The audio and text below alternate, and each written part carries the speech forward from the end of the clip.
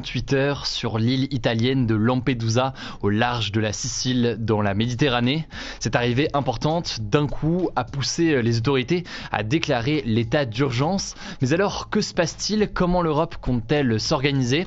Salut, c'est Hugo, j'espère que vous allez bien. C'est donc le sujet à la une des actualités du jour aujourd'hui. En près de 48 heures donc, plus de 7000 personnes sur 120 bateaux ont débarqué sur l'île de Lampedusa, l'équivalent de la population locale selon un dernier bilan de la Croix-Rouge italienne. Et plus largement, ces dernières années, Lampedusa, qui est située à 150 km des côtes de la Tunisie et à 300 km des côtes de la Libye, est devenue le lieu d'arrivée de nombreux migrants et réfugiés en provenance notamment d'Afrique et qui souhaitent rejoindre l'Europe pour fuir des situations économiques et sociales difficiles ou encore pour fuir la guerre qui frappe, vous le savez, un certain nombre de régions. Alors, l'île de Lampedusa en Italie dispose d'un centre d'accueil de 400 places, un centre qui est évidemment complètement débordé actuellement. Des hommes, des femmes et des enfants sont actuellement donc contraints de dormir dehors sur des lits en plastique et avec des couvertures de survie dans la situation actuelle. Par ailleurs, 5000 personnes devraient être transférées vers la Sicile où il y a des centres d'accueil plus grands,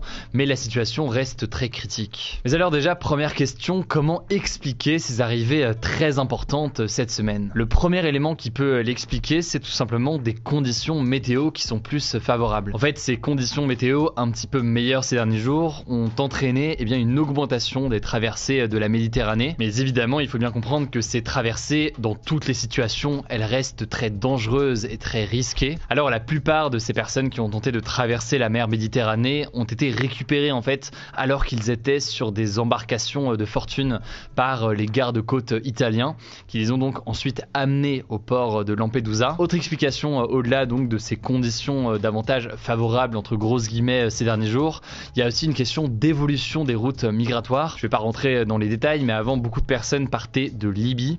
Or, ces derniers jours, les départs se font de plus en plus depuis la Tunisie. Or, le port européen le plus proche de la Tunisie, et notamment de la ville de Sfax, c'est ce port de Lampedusa. Alors, vous l'imaginez, mais c'est toujours important de le rappeler, ces traversées illégales, elles ne se font pas sans risque.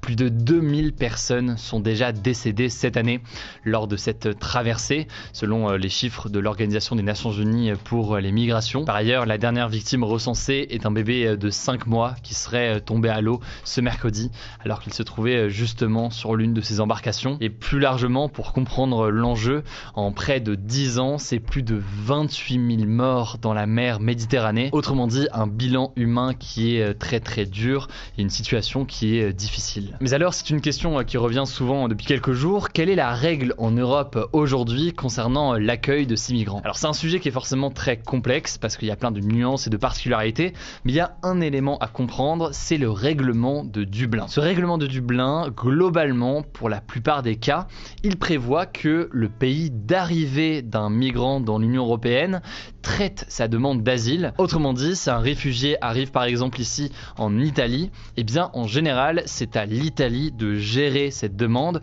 Même chose donc si un migrant